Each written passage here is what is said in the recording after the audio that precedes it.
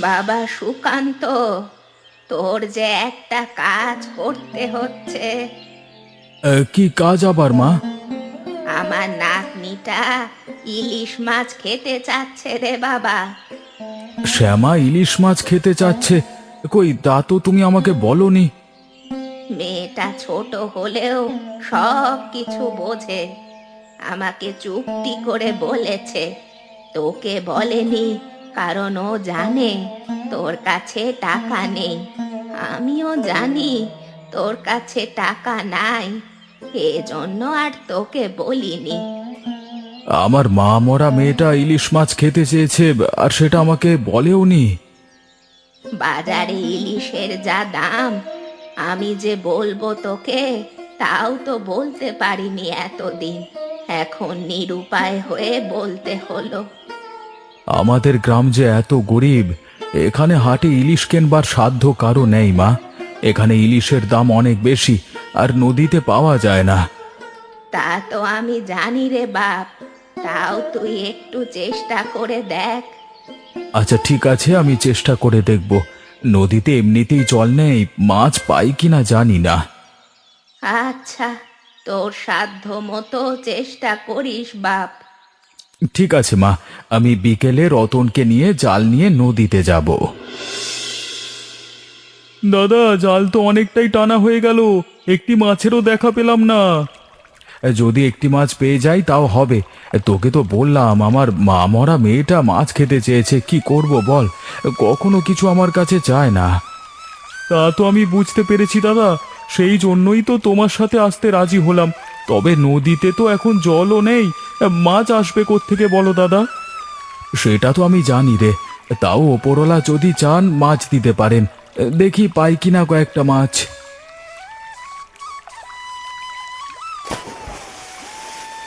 দেখো দাদা দেখো, এই যে মাছ উঠে এলো। তাই তো দেখছি, মনে হচ্ছে ওপরওয়ালা আমাদের দিকে তাকিয়েছেন, না হলে কি এই অসময়ে মাছ উঠে আসে? দাদা, আমি তো আমার নিজের চোখকে বিশ্বাস করতেই পারছি না, এমন সময় মাছ উঠবার কোনো কথাই না। সবই ওপরওয়ালার ইচ্ছে রে, ওপরওয়ালা বুঝি আমার মা মরা মেয়েটার দিকে তাকিয়েছে।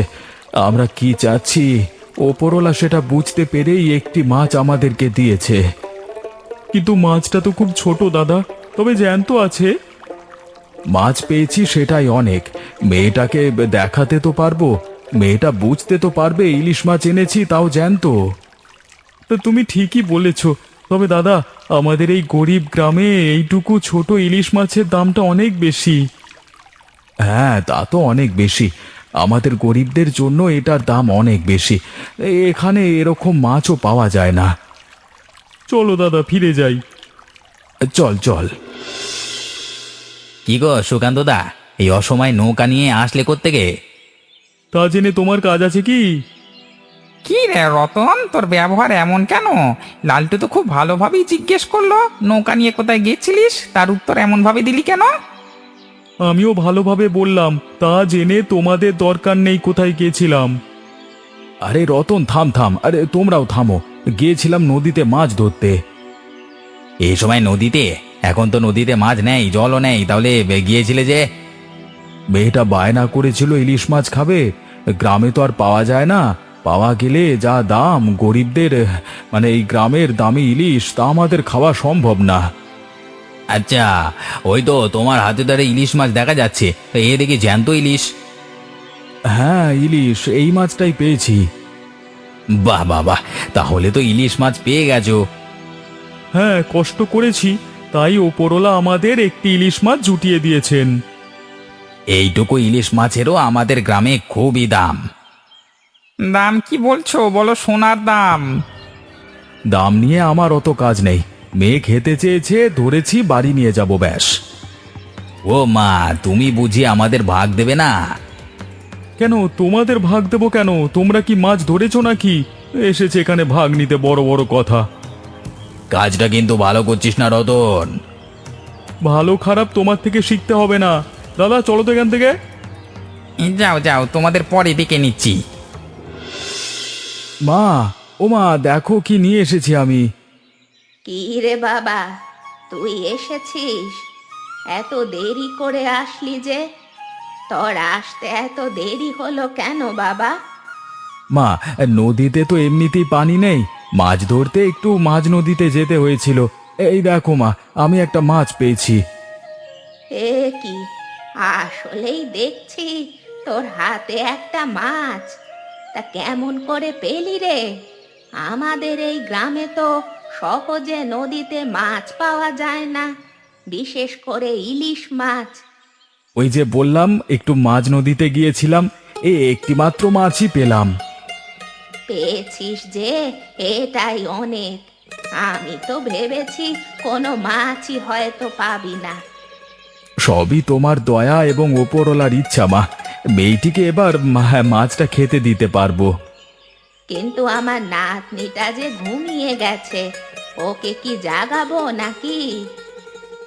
না মা, ওকে জাগানোর দরকার নেই। দেখছো মাছটা জ্যান্ত। হ্যাঁ হ্যাঁ, আসলেই তো মাছটা জ্যান্ত। আমি তো খেয়ালই করিনি। জ্যান্ত ইলিশ মাছটা কিভাবে পেলি রে? মা, জ্যান্ত ভাবে উঠেছিল মাছটা।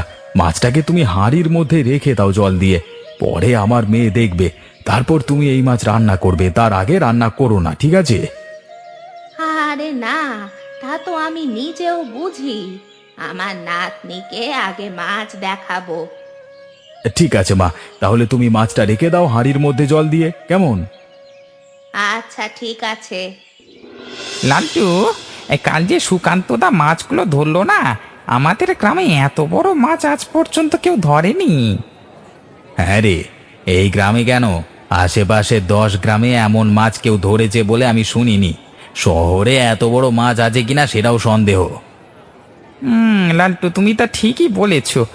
শহরে হয়তো এত বড় মাছ কেউ কোনোদিন পায়নি। কি বলছো কি তোমরা? কোন মাছের কথা বলছো কিছুই যে বুঝতে পারছি না। হ্যাঁ, তুমি জানো না বুঝি? কালকে সুকান্তদা অনেকগুলো ইলিশ মাছ ধরেছে, বিশাল বড় বড়। না না, এই সময় এতগুলো মাছ কোথায় পাবি? এই নদীতে জল আছে নাকি? আর যদি ধরতেও তাহলে অবশ্যই খবর পেতাম। তুমি জানো না, আমি কি মিথ্যে বলবো নাকি শুধু শুধু? আরে লালটু যা বলছে একদম সত্যি বলেছে, আমি নিজেও তো দেখে এসেছি। আমাদের গ্রামে এত বড় ঘটনা ঘটে গেল, তোমরা জানলে অথচ আমরা জানলাম না। আরে জানালে তো জানবে, আমরা দেখেছি বলে খবরটা ফাঁস হলো, না হলে সুকান্তদা কোনোদিনও এ কথা বলতো না।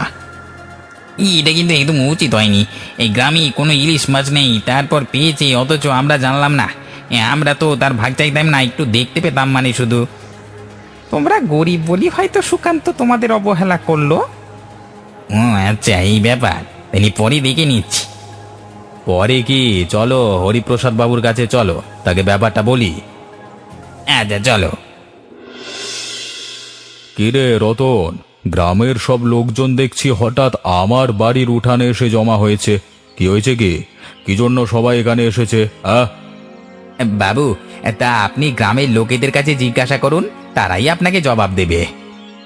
কি গো, তোমরা সবাই মিলে আমার বাড়িতে আসলে কেন? কি হয়েছে কি? বাবু, গ্রামে যে কত কিছু হয়ে যাচ্ছে, আপনি কি সে খবর রেখেছেন? এমনিতেই তো সব খবরই আমি রাখি, তা এখন কি হয়েছে সেটাই তো জিজ্ঞেস করলাম তোমাদের কাছে। বাবু, শুনলাম সুকান্ত নাকি নদী থেকে অনেক বড় বড় ইলিশ মাছ ধরেছি। কি বলছো কি তোমরা এসব? নদীতে জল নেই, তাছাড়া আমাদের এই নদীতে ইলিশ মাছ পাওয়া যায় না। এখানে এক একটি ইলিশ মাছ পাওয়া মানে যেন বিশাল ভাগ্যের ব্যাপার। বাবু, আমি নিজ চোখে দেখেছি, গ্রামবাসী যা বলছে সবই সত্যি বলছে। আসলেই সুকান্ত ইলিশ মাছ পেয়েছে। হ্যাঁ বাবু, আমিও নিজের চোখেই দেখেছি। কি বলছো কি? তাহলে তো একটা ব্যবস্থা করতে হয়। গ্রামে ইলিশ মাছ পাওয়া গেল, অথচ আমি মোড়ল হয়ে জানলাম না। এত বড় দুঃসাহস সুকান্তের! হ্যাঁ বাবু, আপনি কিছু একটা করুন। কেউ একজন সুকান্তের বাড়িতে নজর রাখো। আমাদের কথা জানলে নিশ্চয়ই মাছ লুকিয়ে ফেলবার চেষ্টা করবে। আচ্ছা বাবু, আমি রাখছি। কি গো সুকান্তদা, তুমি আমাকে এই পুকুর ঘাটে ডাকলে কেন? তোকে নিয়ে একটা কাজ করব, সেই জন্যই তোকে এখানে ডেকেছি। কাজ? তা পুকুর ঘাটে কি কাজ করবে? এই জীবন্ত ইলিশ মাছটা হাঁড়ি সহ পুকুর ঘাটে পুঁতে রাখতে হবে। কি বলছো কি? এমনটা করতে হবে কেন? আরে মাছটা না শ্যামা খাবে। তুমি যদি পুকুর পাড়ে রেখে দাও, মাছটা যে পুকুরের জলের সাথে মিশে যাবে। শুনেছি আমার মাছ নিয়ে নাকি হরিপ্রসাদ বাবুর বাড়িতে বৈঠক বসেছিল, যে কোনো সময়ই মাছটি ছিনিয়ে নিতে পারে। তাহলে আমার মেয়েকে খাওয়াবো কি? মেয়েকে বলেছি আপাতত এটা লুকিয়ে রাখি, পরে ওকে খাওয়ানো যাবে। কিন্তু এটা পুঁতে রাখলেই বললাম যে জলের সাথে মাছটা বেরিয়ে যাবে। আরে বেরোবে না, এটার মুখটা আমি জাল দিয়ে ভালো করে আটকে দিয়েছি। কি ঝামেলা বলো তো, সামান্য একটি মাছ, তা নিয়ে এত কাহিনী হচ্ছে কেন? নিশ্চয়ই লালটু এবং মাছের দালালটা এই হরিপ্রসাদ বাবুকে উস্কেছে। তা তো আর বলতে পারি না, তবে এই মাছটি এই গরিব গ্রামের দামি ইলিশ, আর এটা আমার কাছে আরো দামি, কারণ এটা আমার মেয়ে খেতে চেয়েছে। তা তুমি ঠিকই বলেছ, তাহলে চলো দাদা, এই মাছটি পুকুরের জলের মধ্যে পুঁতে রেখে দিই। হ্যাঁ রে হ্যাঁ, এখানেই রাখতে হবে। ঘরে রাখলে দেখা যাবে কখন হরিপ্রসাদ বাবু লোকজন নিয়ে হাজির হয়। চল চল, হাঁড়িটা ওখানে রেখে দিই। কি গো সুকান্ত দা, এখানে বসে কি করছো তুমি? দেখতে পাচ্ছ না, কিছুই করছি না, এমনিতেই বসে আছি। তা তুমি এখানে কি মনে করে কিছু বলবে নাকি? না না দাদা, তেমন কিছু না, এমনিতেই এলাম একটু তোমার খোঁজ খবর নিতে। না না, তুমি তো শুধু শুধু আসবার লোক নয়, এবং আমার খোঁজ খবর নেওয়ার মানুষও না। মতলবটা কি বলে ফেলো? তেমন কোনো মতলব নেই দাদা, তোমার একটু উপকার করবার জন্য আসলাম। আমার উপকার? তুমি কি করবে উপকার? আরে দাদা, এমন করে বলছো কেন? হ্যাঁ, আমি কি তোমার সাহায্য করতে পারি না? হ্যাঁ পারো, তা কি এমন সাহায্য করতে চাইছো বলো আমাকে, একটু শুনি আমি। তুমি যে ইলিশ মাছটা পেয়েছো, গ্রামের মোড়ল তাছাড়া অনেকেই তো তোমার পেছনে লেগেছে। তো তুমি এক কাজ করতে পারো, তোমার ইলিশ মাছটা আমার কাছে বিক্রি করে দাও। কেন আমার ইলিশ মাছ তোমার কাছে বিক্রি করতে যাব কেন? আরে বাবা, তুমি বুঝতে পারছো না, আমি যে তোমাকে পয়সা দেব। পরে দেখা যাবে হরিপ্রসাদ বাবু এসে তোমার থেকে জোর করে মাছটা ছিনিয়ে নিয়ে গেছে, তখন কোনো পয়সাও পাবে না। তখন কেমন হবে বলো? না না, আমি মাছটা বিক্রি করব না, বলেছি না। ওই মাছটা আমার মেরে খাবে, বিক্রি করবার জন্য ধরিনি। আবারও বলছি, ভালো করে ভেবে দেখো দাদা। না বলছি না, যাও তো তুমি এখান থেকে। পরে কিন্তু পস্তাবে দাদা। আমি পস্তাই, তাতে সমস্যা নেই, তোমাকে না যেতে বলেছি। আচ্ছা তুমি তো যাবে না, আমি চলে যাচ্ছি, যত সব।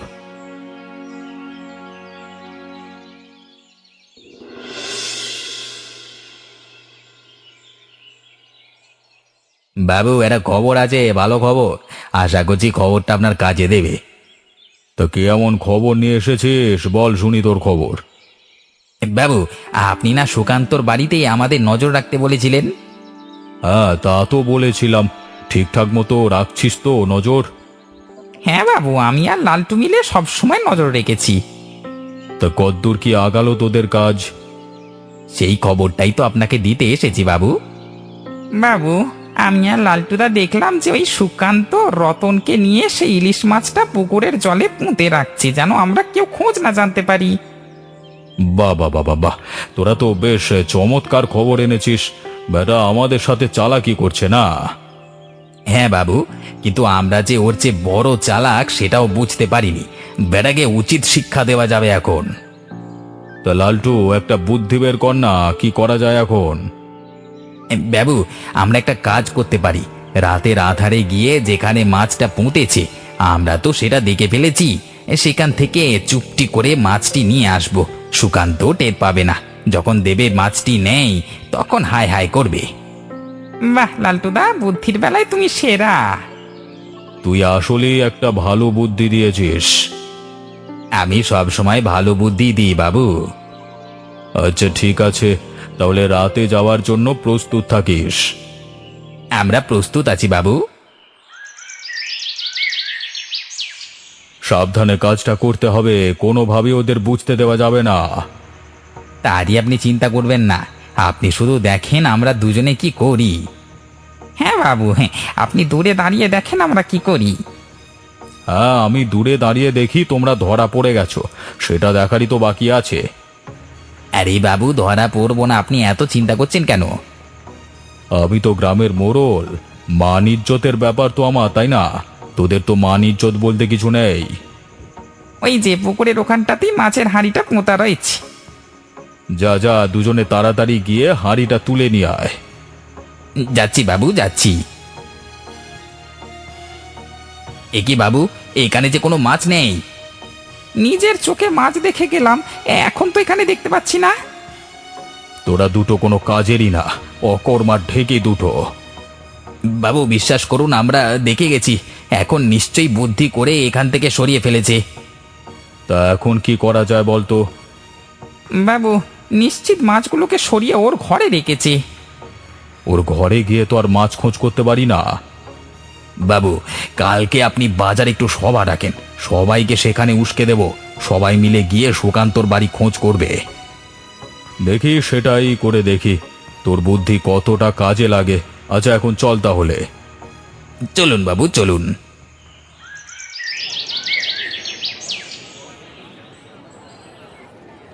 বাবু, এত সকাল সকাল বাজারের মধ্যে সবাইকে ডাকলেন যে, কি হয়েছে? কোনো সমস্যা হয়েছে নাকি? হ্যাঁ, সমস্যা তো অবশ্যই একটা হয়েছে। সমস্যা না হলে কি আর ডাকি? তা কি সমস্যা হয়েছে সেটাই তো জানতে চাচ্ছি। তোমরা তো জানো গ্রামের সুকান্ত অনেক ইলিশ মাছ ধরেছে এবং কাউকে জানায়নি, তা একা খায় এবং লুকিয়ে রাখছে। এটা তো হতে দেওয়া যায় না। ঠিক বলেছেন বাবু, এটা তো হতে দেওয়া যায় না।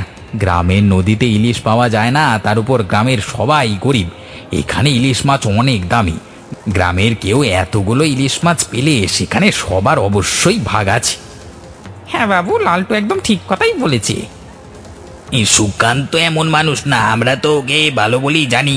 আমাদের মনে হয় না ও এমনটা করেছে। ওর বাড়িতে চলুন, গিয়ে খুঁজলে আসল ঘটনা বেরিয়ে আসবে। আপনাদের বিশ্বাসকে কাজে লাগিয়ে কতটা ধোঁকাবাজি করেছে তা দেখতে পাবেন। হ্যাঁ বাবু, এটা করলেই ভালো হয়, তাহলে গ্রামবাসীর সামনে ওর মুখোশ খুলে যাবে। হ্যাঁ, আমরাও এটা চাই, এতে সামনাসামনি সব প্রমাণ হয়ে যাবে, কোনো গরমিল থাকবে না। আচ্ছা ঠিক আছে, আমরা তাহলে দুপুরে সবাই মিলে ওর বাসায় যাব। আচ্ছা ঠিক আছে। কি গো বুড়িমা, তোমার হাতে ওটা কি? আর তুমি নদীর ঘাটের দিকে যাচ্ছ কেন? নদীর ঘাটে একটু কাজ আছে। তোমার হাতে ওটা দেখছি তো সেই হাঁড়িটা, যেটা ইলিশ মাছ রাখা ছিল। তো ওটা নিয়ে কোথায় যাচ্ছ? কি করব বল, এই ইলিশ মাছটা নিয়ে যত জ্বালা, তাই এটাকে নদীতে ছেড়ে দিব ভেবেছি। কি বলছো কি? এটা আমি আর সুকান্তদা এত কষ্ট করে ধরলাম তোমার নাতনি শ্যামা খাবে বলে, তো ওকে না খাইয়ে এখনো এটাকে রেখেছো, এখন আবার নদীতে ছেড়ে দিতে যাচ্ছ? এই মাছটা নিয়েই যত জ্বালা সহ্য করতে হয়েছে। এত জ্বালা আমার নাতনিও মাছের জন্য দেয়নি আমায়। কি হয়েছে সেটা বলো। এটা না আমরা পুকুর ঘাটে লুকিয়ে রেখেছিলাম। হ্যাঁ, গতকাল রাতে হরিপ্রসাদ বাবু লোকজন নিয়ে এটা খুঁজতে এসেছিল। তাহলে এটা তোমার কাছে কিভাবে? সেটা আমি আগেই বুঝতে পেরে তোরা যেখানে রেখেছিলি ওখান থেকে সরিয়ে রেখেছি। যখন তারা পায়নি, সরিয়ে রেখেছে, তাহলে আবার নদীতে ছেড়ে দিতে যাচ্ছ কেন এখন? শুনলাম হরিপ্রসাদ বাবু নাকি বৈঠক ডেকেছেন, এই মাছের খোঁজ করার জন্য আমাদের বাড়িতে আসবেন। আমি চাই না এই মাছ নিয়ে আর কোনো ঝামেলা হোক। ঝামেলা করলেই হলো নাকি? আসুক না, তারপর একটা ব্যবস্থা করব। তুমি বাড়ি ফিরে যাও, শ্যামা মাছটা খাবে। গ্রামের লোকজন আর হরিপ্রসাদ বাবু কে কি করলো তা আমরা দেখে নেব। ঝামেলায় জড়াতে চাই না, তোরা ঝামেলা করিস না বাপ। তোমাকে যা বললাম তুমি সেটা করো, বাকিটা আমরা দেখে নিচ্ছি। কি হলো, তোমরা এত মানুষ আমাদের বাড়িতে জড়ো হলে কেন? কেন হাজির হয়েছি তা একটু পরেই টের পাবে। আমাদের সবাইকে হরিপ্রসাদ বাবু নিয়ে এসেছেন। আপনি সবাইকে নিয়ে আসলেন কেন? কি হয়েছে কি? তোমার কাণ্ডকলাপ দেখাবো বলে সবাইকে নিয়ে এসেছি। তোমার মুখোশ উন্মোচন হবে। কার্ডটা উন্মোচন হয় আজকে গ্রামের সবাই দেখবে। হরিপ্রসাদ বাবু এবং গ্রামের সবাই বলা বলি করছে তোমরা নাকি বিশাল বড় বড় ইলিশ মাছ পেয়েছো এবং তা কাউকে জানাওনি, লুকিয়ে রেখেছো। আরে কি জিজ্ঞেস করছো? ওর বাসায় তো আছে, খুঁজলেই পাওয়া যাবে। যাও যাও, ওর ঘরে গিয়ে খোঁজ করো, দেখবে পেয়ে যাবে। ঘরে যেতে হবে না, এই যে দেখছি ইলিশ মাছ, এত ছোট ইলিশ মাছ। আপনাদের যা বলে নিয়ে আসা হয়েছে এখানে, দেখুন সুকান্তদা আর আমি মিলে এই ইলিশ মাছটা ধরেছিলাম। জি জি জি জি, আপনারা এমন মিথ্যে অপবাদ এবং গুজব ছড়িয়েছেন। না না, আপনাদের তো ছাড় দেওয়া যাবে না, আপনারা সুকান্তর সাথে অন্যায় করেছেন। আরে না না, ওরা মিথ্যে কথা বলছে। চুপ করো, কোনো কথা বলবে না তোমরা। তোমাদের মুখোশ উন্মোচন হয়ে গেছে। এই গ্রামের মোড়ল হরিপ্রসাদ বাবু যাচাই বাছাই না করে কাণ্ড জ্ঞানহীন কাজ করেছেন। তোমাদের সবাইকে শাস্তি পেতে হবে। আমাদের ভুল হয়ে গেছে, আমাদের ক্ষমা করে দিন না। ওরে বাবা! না, তোদের কোনো ক্ষমা নেই। এই লালটু এবং ওর সাথের ওই মাছের দালালের পশ্চাৎদেশে 50 ঘা করে বেত্রাঘাত মারা হবে, এবং সেই সাথেই এই হরিপ্রসাদ বাবুকে 7 দিনের জন্য মোড়ল পদ থেকে বহিষ্কৃত করা হলো। একদম উচিত শিক্ষা হয়েছে, আমরা সবাই এটাকে সমর্থন করি। সেই সাথে গরিব গ্রামের এই দামি ইলিশ মাছটাকে রান্না করে শ্যামাকে খাওয়ানো হোক। হ্যালো ভিউয়ার্স, আপনাদের জন্য নতুন একটি গল্প নিয়ে চলে এসেছি, গরিবের গ্রামে দামি ইলিশ। গল্পটি ভালো লাগলে চ্যানেলটিকে সাবস্ক্রাইব করুন, শেয়ার করুন এবং একটি কমেন্ট করুন।